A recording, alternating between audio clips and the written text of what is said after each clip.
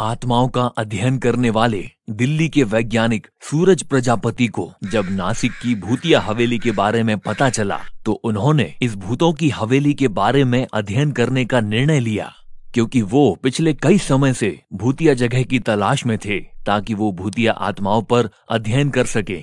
सूरज भूतिया हवेली में रहने की तैयारी करने लगा। वो जानना चाहता था कि क्या सच में भूत होते हैं, भूतों की कहानी क्या है, हवेली का रहस्य क्या है।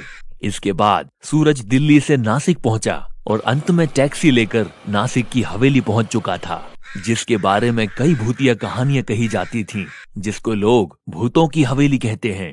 सूरज ने भूतिया हवेली के नजदीक होटल में रूम ले लिया। शाम होते ही सूरज आवश्यक सामान लेकर हवेली के बाहर जा पहुंचा। सूरज चुपचाप छुपते हुए हवेली का मुख्य दरवाजा खोलने लगा तो पता नहीं कहां से एक आदमी आ गया। अनजान आदमी ने पूछा, आप कौन हैं? इस वक्त इस हवेली में कोई नहीं जाता। सूरज ने उस आदमी को देखा और सामान्य होते हुए उस आदमी से पूछा, हेलो, आप कौन हैं? अनजान आदमी बोला, मैं हरीलाल और यहाँ पास में ही मेरा घर है। मैं यहाँ से जा रहा था, तभी आपको देखा और यहाँ आ गया, क्योंकि बाहरी लोग ही यहाँ आते हैं जिनको इस भूतिया हवेली की कहानी के बारे में नहीं पता होता। जो भी व्यक्ति इस भूतिया हवेली की कहानी के बारे में जानता है वो शाम और रात के समय इस हवेली में भीतर जाना तो दूर, इसके आसपास भी नहीं आता है। हाँ, मैंने सुना तो है कि नासिक की ये हवेली भूतिया है, यहाँ कोई नहीं रहता, इसलिए मैं आया हूँ ताकि इस हवेली में रुककर इसकी हकीकत लोगों को बता सकूं। क्या मतलब है आपका? आप सब जानते हुए भी इस भूत बंगला मतलब इस हवेली में रुकना चाहते हैं? जी हाँ, आपने सही सुना, मैं रात में यहाँ रुकने वाला हूँ। आप मेरी बात मानो और अभी यहाँ से वापस लौट जाओ। इस भूतिया हवेली में जाने वाला कोई भी वापस लौटकर नहीं आता है, और आपको तो इस हवेली की कहानी के बारे में भी पता है। हरीलाल की पूरी बात सुनकर सूरज बहुत खुश हो गया, क्योंकि उसको आत्माओं का अध्ययन करने के लिए ऐसे ही मौके की तलाश थी, और वह मौका आज उसको मिल गया था। सूरज को खुश देखकर हरीलाल आश्चर्यचकित होते हुए पूछता है, इस भूतिया हवेली के बारे में सब पता होने के बावजूद भी तुम इतना खुश हो रहे हो, क्यों? हाँ, क्योंकि मैं एक वैज्ञानिक हूँ जो आत्माओं का अध्ययन करता है, और मैं यहाँ पर यही जानने के लिए आया हूँ कि इस भूतिया हवेली की कहानी में कितनी सच्चाई है। इस हवेली के बारे में जो भूतिया कहानी बनाकर समाज में फैलाई गई है, मैं उसका सच आप सभी के सामने लाऊंगा, जिसके लिए आज की पूरी रात मैं इस हवेली में रहूंगा। इसके बाद सूरज हवेली के अंदर प्रवेश कर जाता है। हरीलाल की सूरज को रोकने की सभी कोशिशें नाकाम हो जाती हैं। सूरज के अंदर जाते ही हरीलाल भी जल्दी जल्दी अपने घर की तरफ लौट जाता है। सूरज जैसे ही हवेली के अंदर पहुंचता है, हवेली का नजारा देखकर सूरज के हाथ पैर ठंडे हो जाते हैं, क्योंकि यह हवेली सच में भूतिया थी। दीवारों पर उलूल जुलूल भाषा में कुछ लिखा हुआ था।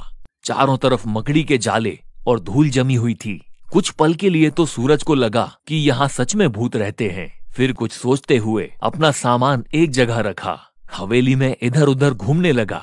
चारों तरफ घूमने के बाद पहली मंजिल और दूसरी मंजिल पर भी चला गया। कुछ समय बाद हवेली का पूरा मुआयना करके सूरज वापस नीचे आ गया। फिर कुछ समय बाद सूरज हवेली के ड्राइंग रूम की तरफ गया, जहाँ पहले से सामान बिखरा हुआ पड़ा था। वहां पर रखे गए सोफे पर जमी धूल को साफ करके सूरज बैठ गया। तभी उसकी नजर ड्राइंग रूम में रखी शराब की बोतलों पर गई। वहां से सूरज ने रेड वाइन की बोतल ली और उसको खोलकर 2-3 पैग पी लिए। शराब पीने के बाद सूरज अपने मोबाइल में गाने चालू करके झपकियां लेने लग गया। जैसे ही सूरज की झपकी लगी तो दूसरी मंजिल से फ्लावर पॉट नीचे फेंका गया, जो फर्श पर गिरते ही टूटकर बिखर गया। फ्लावर पॉट के गिरने की आवाज से सूरज डर गया और झट से खड़ा हुआ। तभी ड्राइंग रूम का बल्ब बंद चालू होने लगा। इसके बाद पूरी हवेली के बल्ब एक साथ चालू बंद होने लगे, जिनको देखकर सूरज बुरी तरह डर गया और डर के मारे पसीने से पूरा भीग गया। अचानक से सब शांत हो गया, मानो जैसे कुछ हुआ ही ना हो। सूरज खुद को संभालते हुए कांपती आवाज में बोला, कौन है? कौन है यहाँ? तभी एक कुर्सी सूरज की तरफ उड़ती हुई आई, जिससे बचने के लिए सूरज साइड हो जाता है और कुर्सी दीवार पर लगकर टूटकर वहीं गिर जाती है। ऐसा लग रहा था जैसे सूरज को किसी ने कुर्सी फेंक कर मारी हो। यह सब देखकर सूरज बहुत बुरी तरह डर गया। कुछ सेकंड्स बाद ही ड्राइंग रूम गोल गोल घूमने लगा। अब सूरज कुछ भी नहीं समझ पा रहा था, बस डर के मारे चिल्लाए जा रहा था। लेकिन सूरज की आवाज को हवेली की चार दीवारी बाहर ही नहीं जाने दे रही थी। डर के मारे सूरज बेहोश होकर वहीं गिर पड़ा।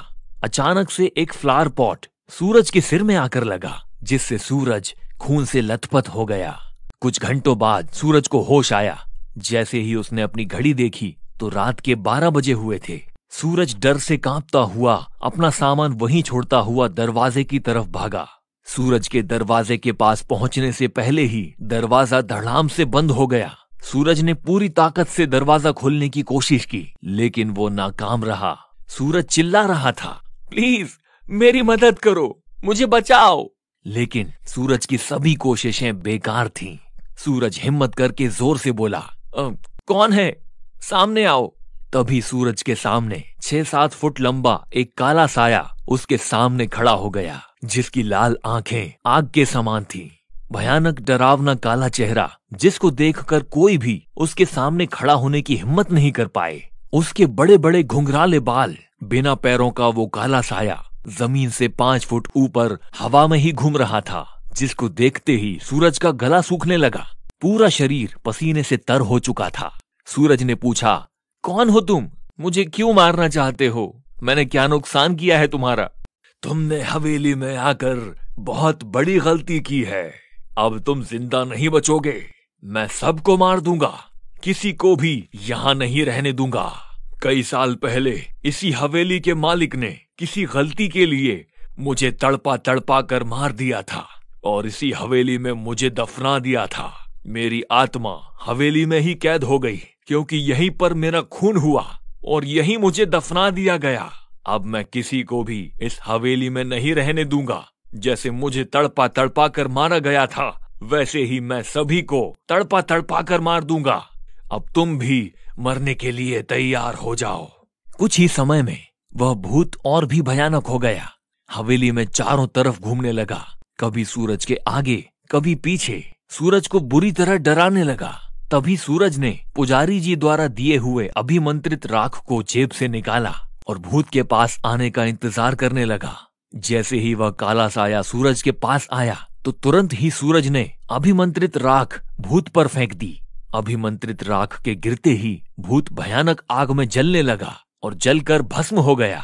अब उसकी आत्मा हवेली को छोड़कर अलौकिक दुनिया में जा चुकी थी। सूरज ने राहत की सांस ली और हवेली की सारी लाइटों को जलाकर वहीं ड्राइंग रूम में रखे सोफे पर सो गया। दूसरे दिन सुबह जब सूरज की आंख खुली तो 7 बज चुके थे। उसके बाद सूरज ने अपना सामान उठाया और हवेली से बाहर आ गया। तभी हरिलाल गांव के कई लोगों के साथ हवेली के दरवाजे पर आता दिखाई दिया। सूरज को जिंदा देखकर सभी आश्चर्यचकित थे।